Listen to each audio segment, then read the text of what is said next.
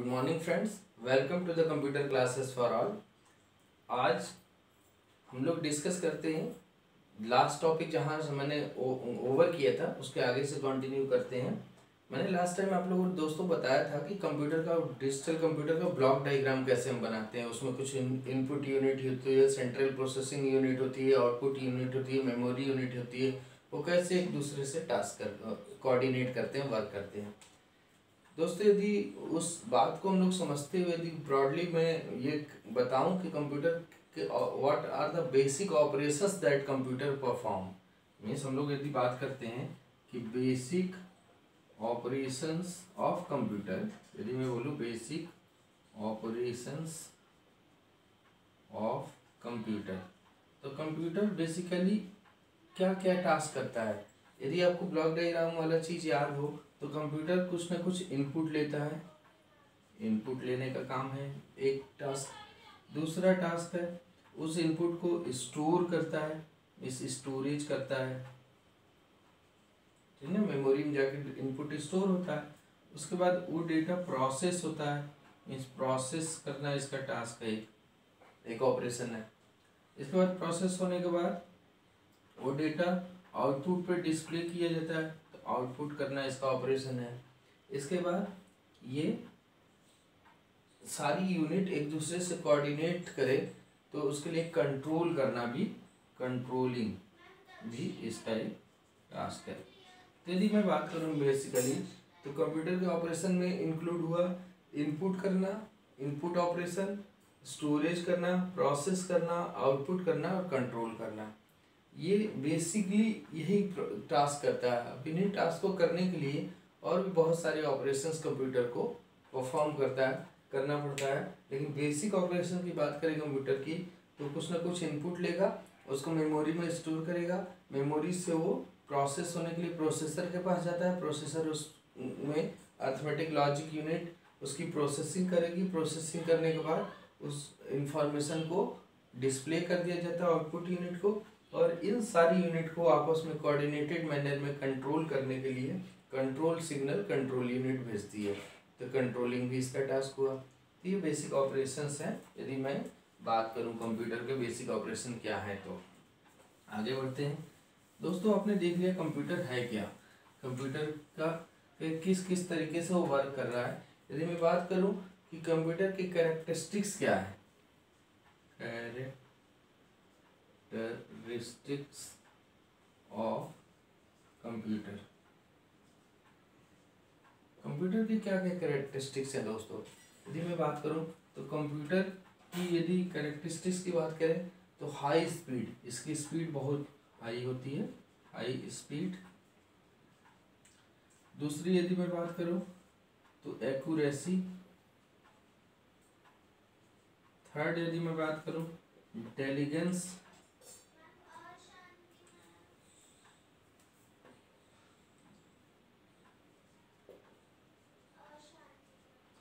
यदि next characteristics की बात करूं तो नो IQ।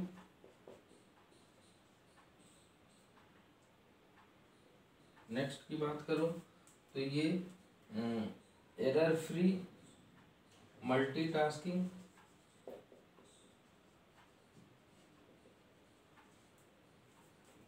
नेक्स्ट की बात करूं तो रिलायबिलिटी।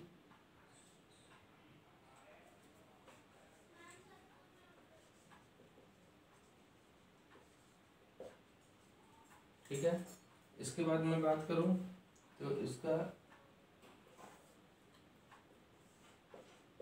वर्सैटिलिटी। ठीक है, नेक्स्ट यदि मैं बात करूं स्टोरेज। ठीक है, और नेक्स्ट मैं बात करूं इकोनॉमिकल। ऐसे बहुत सारे दोस्तों आप एडवांटेज कंप्यूटर का बता सकते हैं। हाई स्पीड, कंप्यूटर की ये कुछ कैरेक्टरिस्टिक्स हैं जिनको हम लोग डिस्कस कर लेते हैं।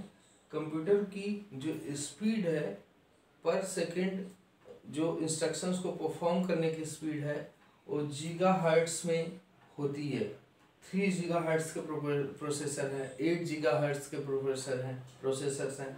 तो मीन्स पर टाइम यूनिट जो कंप्यूटर की वर्क करने की स्पीड है बहुत ज़्यादा हाई है। काफ़ी स्पीडली कंप्यूटर, क्योंकि प्रोसेसर आजकल बहुत हाई स्पीड्स के प्रोसेसर अब आ गए हैं।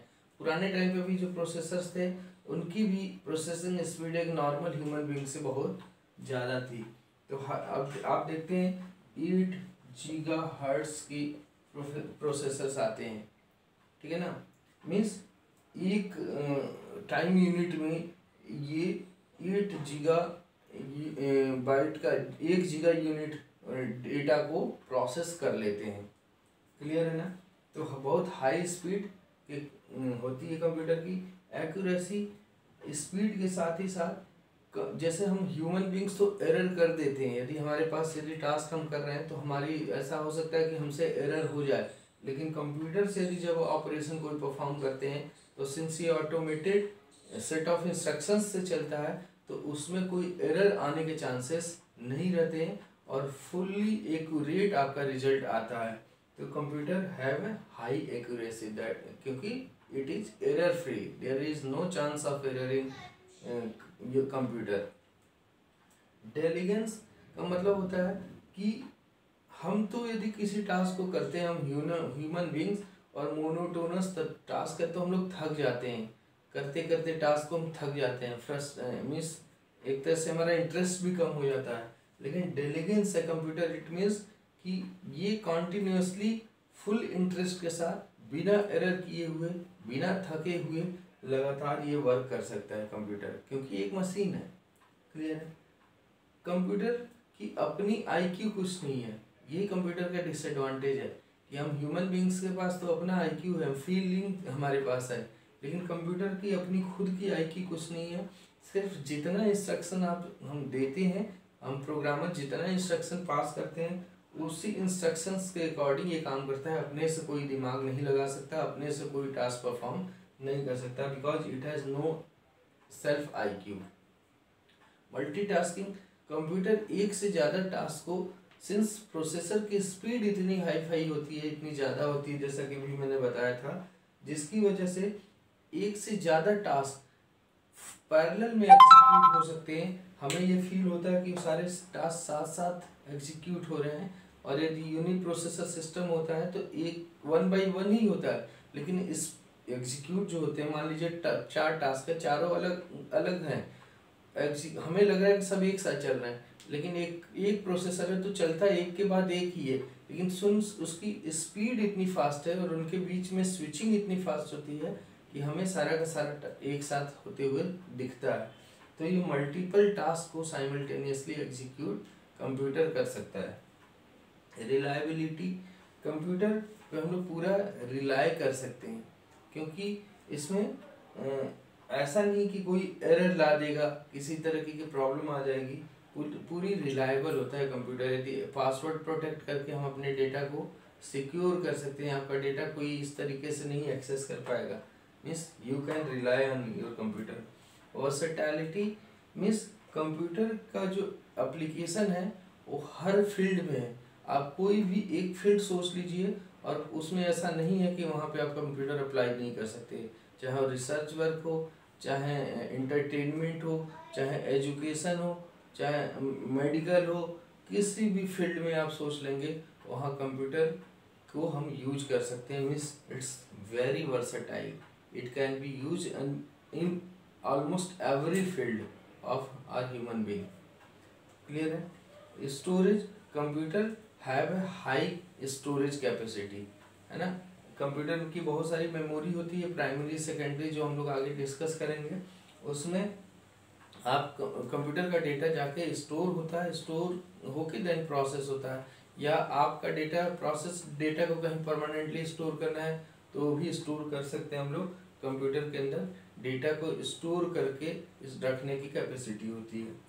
कंप्यूटर बहुत ज़्यादा इकोनॉमिकल हो जाता है, क्यों?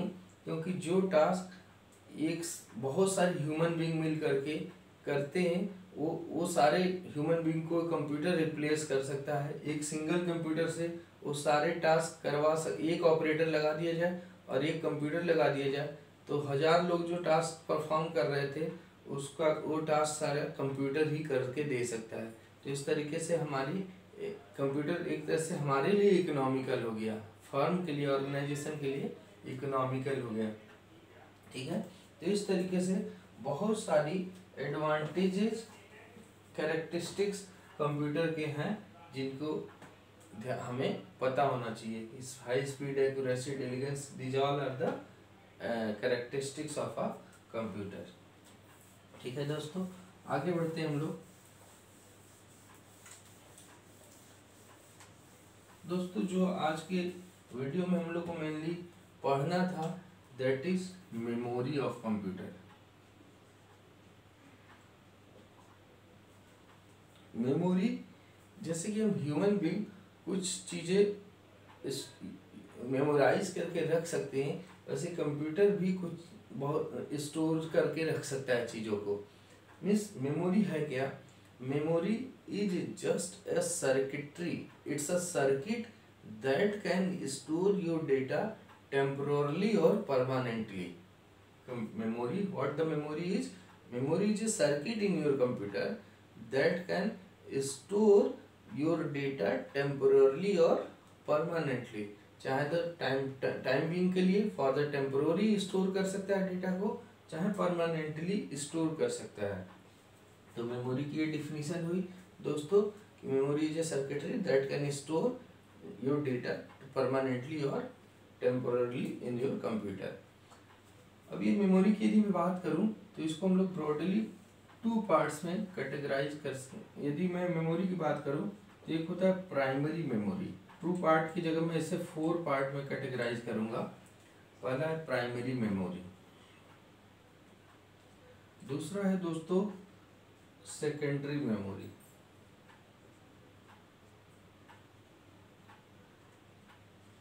थर्ड है कैश मेमोरी,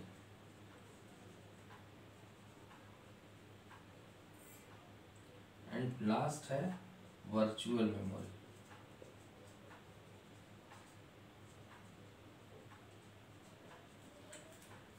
प्राइमरी मेमोरी क्या है दोस्तों? प्राइमरी मेमोरी वो मेमोरी है जिसे कंप्यूटर सबसे पहले एक्सेस करता है। It is the memory that is primarily access by computer. It is the first memory that the processor, that the CPU is going to access. This is the memory that the CPU will access first. It is the primarily accessed memory by your processor, by your CPU. That's why it is called primary memory. It is also called the internal memory of computer. It is also called the main memory of computer. Computer जो processor है, जो processing सारा कर रहा है, central processing unit, वो इसी memory को सबसे पहले एक्सेस करता है, यहीं से डेटा उठाता है वो। ठीक है ना, सेकेंडरी मेमोरी से डेटा नहीं उठाता। आपके हार्ड डिस्क में डेटा है, आपके पेन ड्राइव में डेटा है, वहाँ से नहीं उठेगा। वहाँ से डेटा उठ करके रैम में आएगा जो कि प्राइमरी मेमोरी है, और प्रोसेसर वहाँ रैम से डेटा उठाता है। तो इसीलिए इसे प्राइमरी मेमोरी बोलते हैं। ये प्राइमरी मेमोरी की जो स्टोरेज कैपेसिटी है ये कम होती है, इसकी स्पीड बहुत ज़्यादा होती है। इसमें जो डेटा स्टोर होता है टेम्प्रोरी स्टोरेज होता है, जब प्रोग्राम चल रहा है तभी तक के लिए मीन्स टेम्प्रोरली डेटा यहाँ स्टोर किया जा सकता है। इसकी स्पीड ज़्यादा होती है, कैपेसिटी कम होती है, और ये प्राइमरी मेन मेमोरी है। इसे इंटरनल मेमोरी या मेन मेमोरी भी बोलते हैं, और इसी मेमोरी को प्रोसेसर सबसे पहले एक्सेस करता है, और ये सबसे फास्ट मेमोरी होती है as compare to secondary memory. Clear है? इसके बाद जो सेकेंडरी मेमोरी, तो प्राइमरी मेमोरी, अब प्राइमरी मेमोरी की यदि मैं बात कर रहा हूँ तो प्राइमरी मेमोरी 2 तरीके की होती है। एक होती है दोस्तों रैम, प्राइमरी मेमोरी में एक है रैम और दूसरा है रोम। रैम का मतलब होता है रीड रैंडम एक्सेस मेमोरी, और इसका मतलब होता है रीड ओनली मेमोरी। रैम क्या है? रैंडम एक्सेस मेमोरी, और ये वाली मेमोरी है इसे हम लोग बोलते हैं read only memory. Random access memory, जैसा कि इसके नाम से पता चल जाता है कि इसमें इसमें जो डेटा लिखा जाता है, इसमें डेटा रखा जाता है, ये टेम्पोरली स्टोर होता है ना। और जब तक ये वोलाटाइल होता है, इसमें जो रैम का में जो डेटा रिस्टोर किया जाता है वो वोलाटाइल होता है। रैम ही वो मेमोरी है जिसको कंप्यूटर का प्रोसेसर सबसे पहले एक्सेस करता है। क्लियर है? यहीं से डेटा उठ करके जाता है। तो इसलिए ये वोलाटाइल होती है। वोलाटाइल का मतलब जब तक पावर ऑन है कंप्यूटर का, जब तक कंप्यूटर ऑन है तब तक रैम में डेटा स्टोर रहता है, लेकिन जैसे ही पावर ऑफ हो जाती है वैसे ही इसका डेटा लॉस हो जाता है। मीन्स ये सिर्फ टेम्पोरली आपका डेटा का स्टोरेज करता है।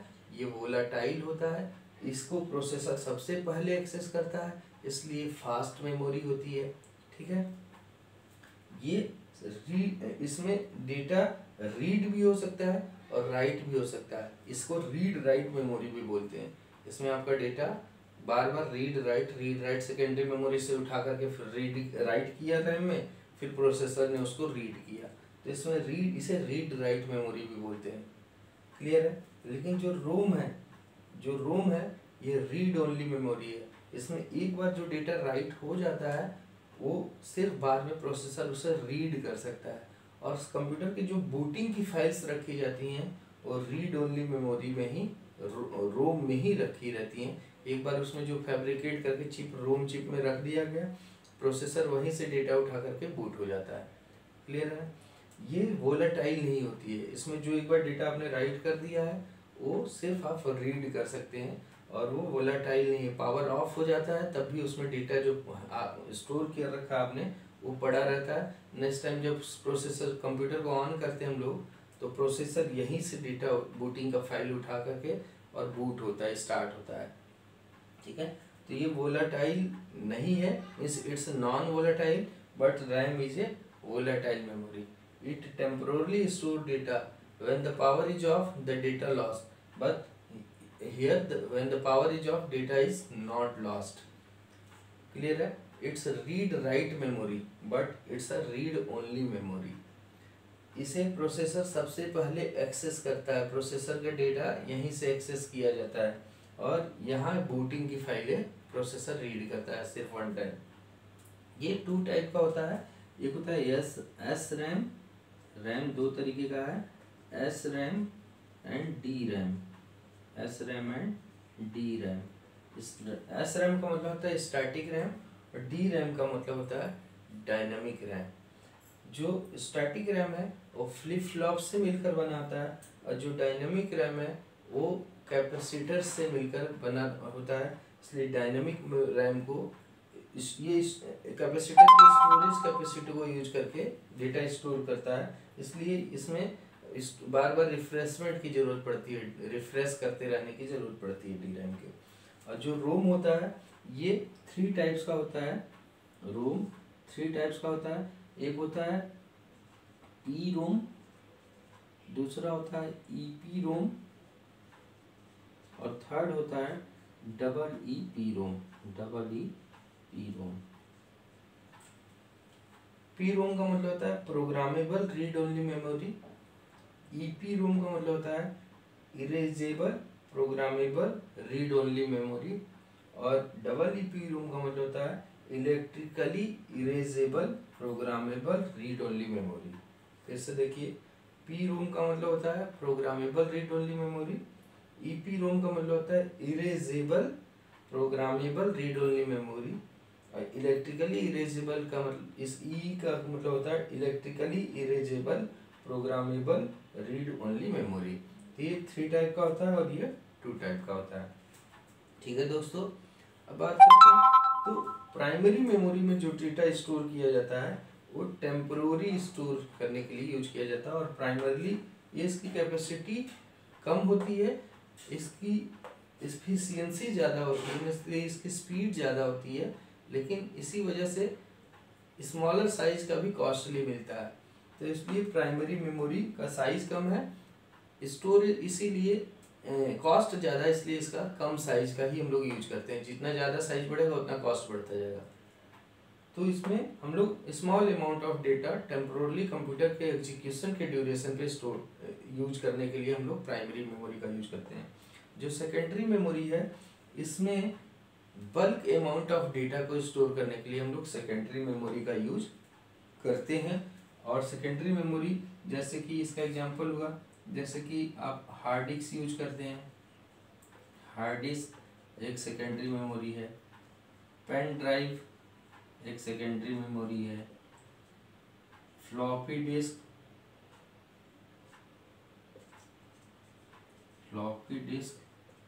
एक सेकेंडरी मेमोरी है, मैग्नेटिक डिस्क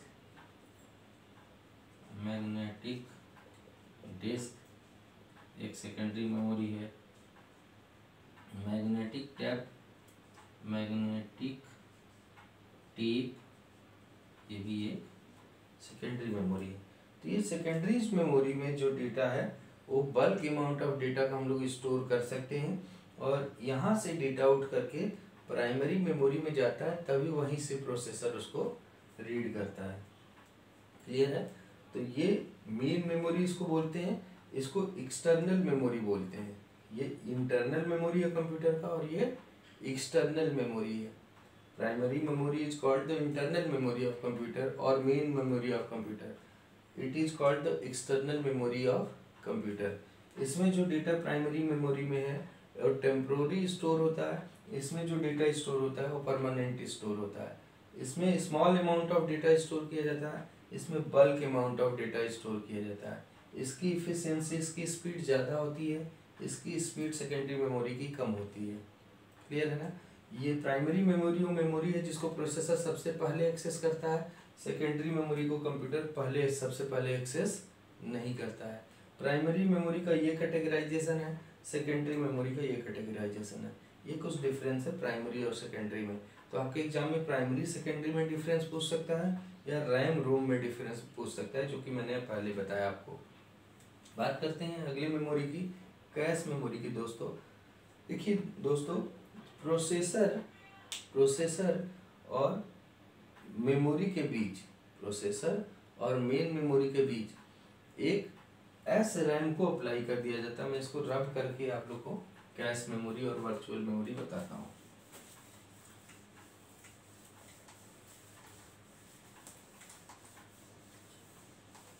हम लोग बात करते हैं सबसे पहले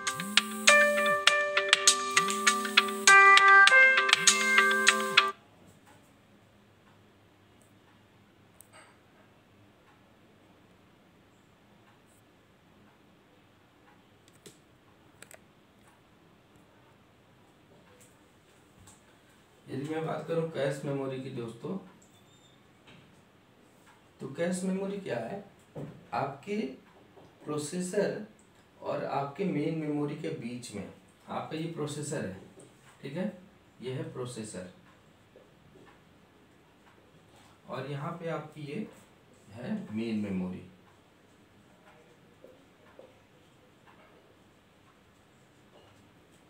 अब देखिए प्रोसेसर मेन मेमोरी से डेटा एक्सेस करता है, मेन मेमोरी से डेटा यहाँ आई, प्रोसेस कर रहा है और तब तक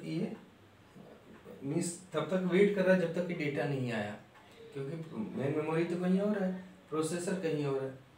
अब अगला डेटा चाहिए तो फिर यहाँ रिक्वेस्ट भेजा, फिर अगला डेटा यहाँ उठ करके आया।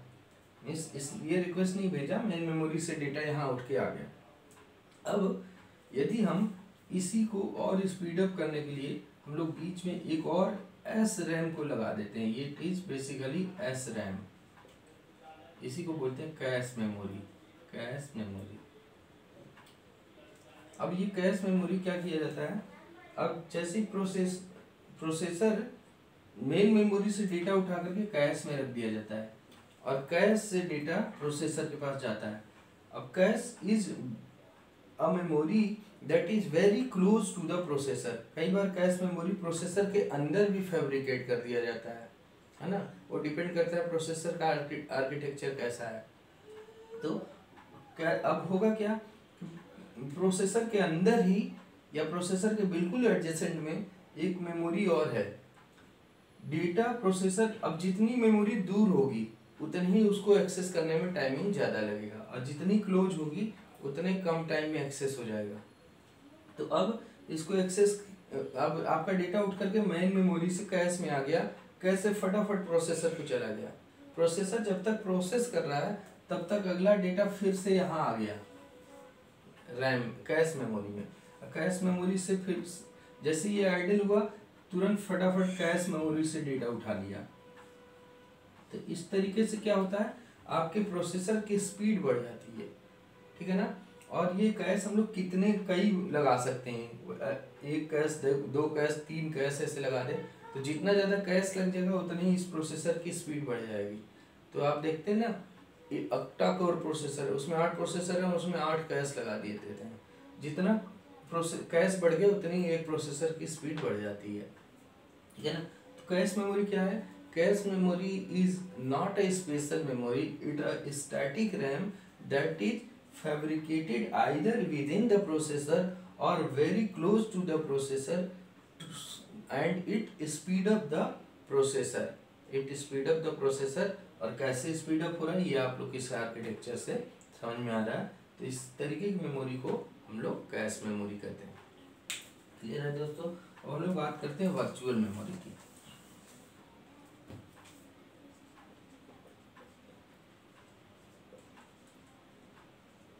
देखिए वर्चुअल मेमोरी कोई फिजिकली, जैसे नाम से पता चल रहा है कि वर्चुअल है, ये मीन्स ये फिजिकली एग्जिस्ट नहीं कर सकती। It's not any memory, it's just a concept, it just a concept by which we can store more amount of data beyond the capacity of any memory. एक memory में की जितनी capacity है उससे ज़्यादा उसमें डेटा स्टोर, जैसे आप लोग समझ लीजिए कि रैम तो 1 GB की है और हार्ड डिस्क आपका 500 GB का है, लेकिन 500 GB का डेटा अल्टीमेटली जा करके तो रैम में ही एग्जीक्यूट हो रहा है ना। मीन्स 1 GB की RAM is able to execute the 500 GB data in itself.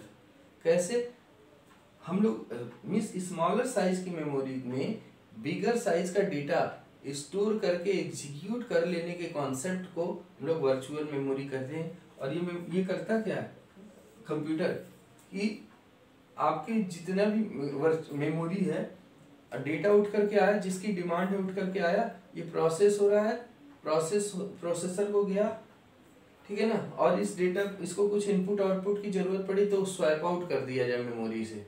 Data को हमने स्वैप इन किया जैसे ही जरूरत पड़ी, और जैसे ही उसका काम खत्म हुआ वैसे ही इसको स्वैप आउट कर दिया। ऐसे समझिए, मान लीजिए 60 स्टूडेंट्स के बैठने की कैपेसिटी का क्लासरूम है, तो उसको 60 स्टूडेंट्स को बैठने की कैपेसिटी का एक क्लासरूम है, और उस क्लासरूम में मैंने अभी एक लेक्चर लिया और उन स्टूडेंट्स को भेज दिया लैब में, तब तक दूसरे 60 स्टूडेंट्स को लाके फिर पढ़ा दिया, फिर उनको बाहर भेज दिया, फिर उनको वापस लाके पढ़ा दिया। मीन्स 60 स्टूडेंट्स की कैपेसिटी वाली क्लासरूम में मैंने 2 स्वैप आउट और स्वैप इन का कॉन्सेप्ट लगा के 120 स्टूडेंट्स को पढ़ा दिया। इस स्मॉलर साइज की मेमोरी में कोई कॉन्सेप्ट लगा के बिगर साइज का डेटा भी एग्जीक्यूट कर लिया जाए तो इस कॉन्सेप्ट को वर्चुअल मेमोरी बोलते हैं। क्लियर है दोस्तों।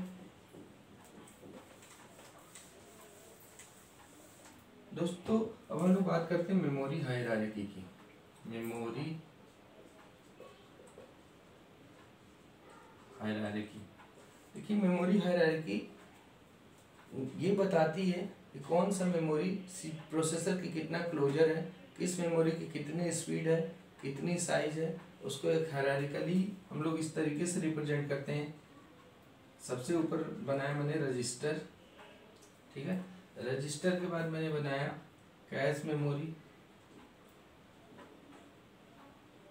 कैश मेमोरी के बाद मैंने बनाया मेन मेमोरी, मेन मेमोरी के बाद मैंने बनाया सेकेंडरी मेमोरी,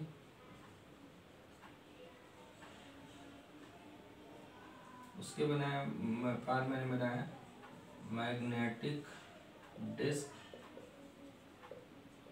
उसके बाद मैंने बनाया मैग्नेटिक टेप, और इसको मैंने इस तरीके से रिप्रेजेंट कर दिया एक ट्रायंगुलर फॉर्म में।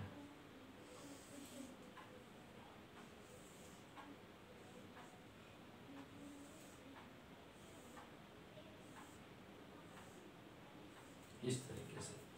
अब यदि मैं बात करूं, यदि आप लोगों को समझाने के लिए दिखाया जाए तो रजिस्टर एक ऐसा स्टोरेज मेमोरी है, एक ऐसी मेमोरी है जो सीपीयू जो प्रोसेसर के बिल्कुल क्लोज में होती है, विद इन द सीपीयू ही होती है। मैंने आप लोगों को जब ब्लॉक डायग्राम पढ़ाया तो बताया था उसमें कि कुछ स्पेशल पर्पस रजिस्टर, कुछ जनरल पर्पस रजिस्टर्स होते हैं।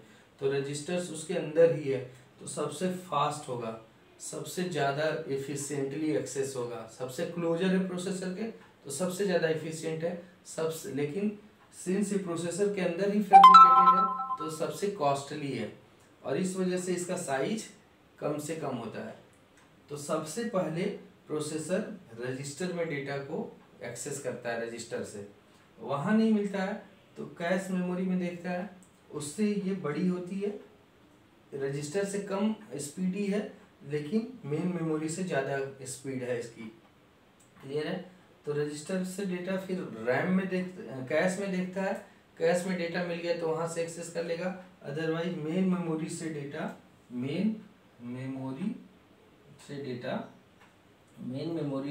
डेटा उठ करके कैश में ला जाता है, कैश से फिर रजिस्टर को जाता है।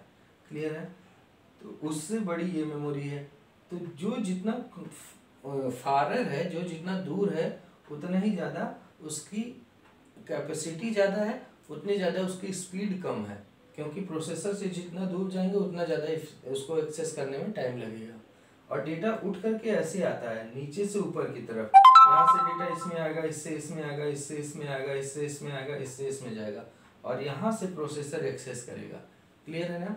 तो ये जो हायरार्की शो कर रहा है ये सबसे ज़्यादा फास्ट, यदि मैं स्पीड के बेसिस पे करूँ कि यदि मैं इस तरीके से एरो बना दूँ और यहाँ लिख दूँ स्पीड, इसका मतलब सबसे, और इस तरीके से बनाता हूँ इस तरीके से, तो सबसे कम स्पीड मैग्नेटिक टेप की, उससे ज़्यादा स्पीड इसकी, उससे ज़्यादा स्पीड तो रजिस्टर की सबसे ज़्यादा स्पीड।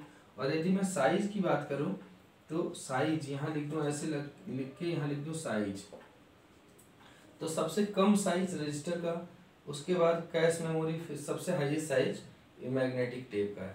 इस कहने का ये इस साइज की बात हो गई और ऐसे स्पीड बता रहा है। क्लियर है ना?